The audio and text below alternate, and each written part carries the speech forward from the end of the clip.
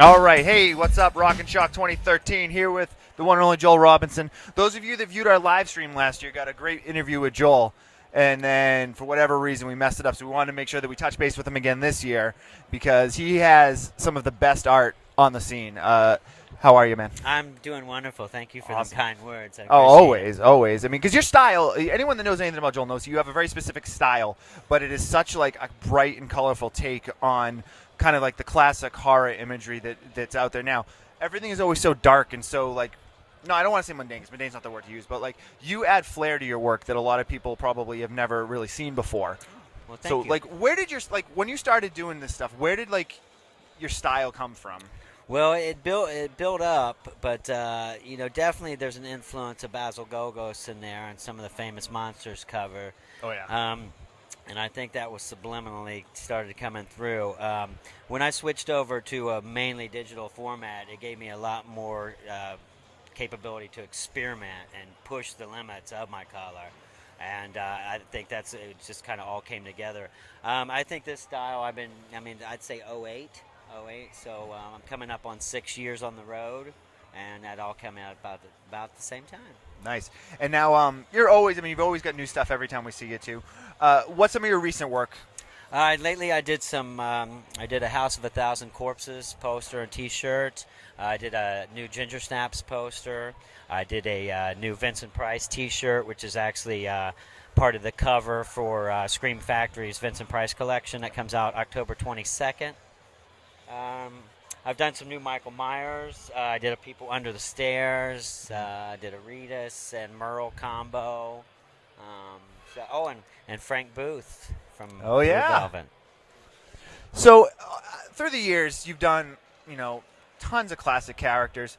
What are some of your favorites?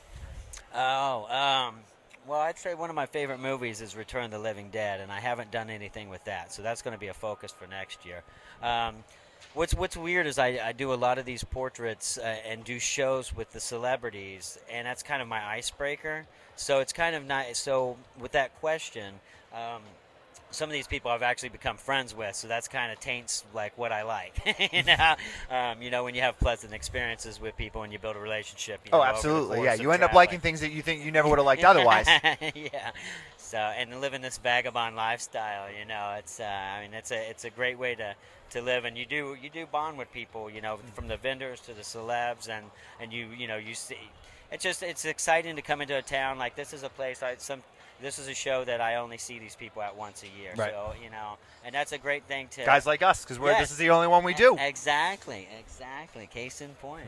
So, what are some of your favorite conventions to work? Because you work literally like every major convention. I do a lot of the horror conventions. Yes, for sure. I did 13 this year, and some of those are double shows. I've got it down to the point over the past 6 years that I'm just doing the shows that I really have a good time at, right. And have fun and that are lucrative.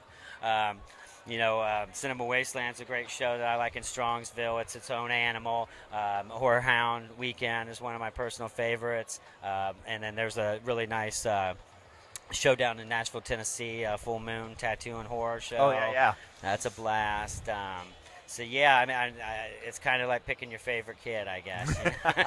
Love a little bit of everything. Yeah. A little bit of everything. All right, well, Joel, let's make sure we plug the website.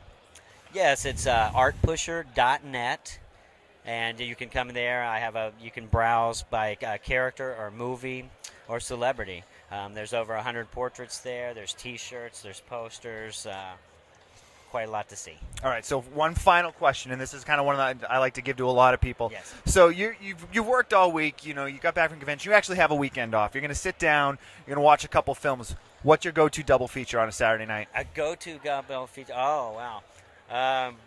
I don't know. I've spent hours just zooming through streaming Netflix and never watched anything in my life. I spend more time.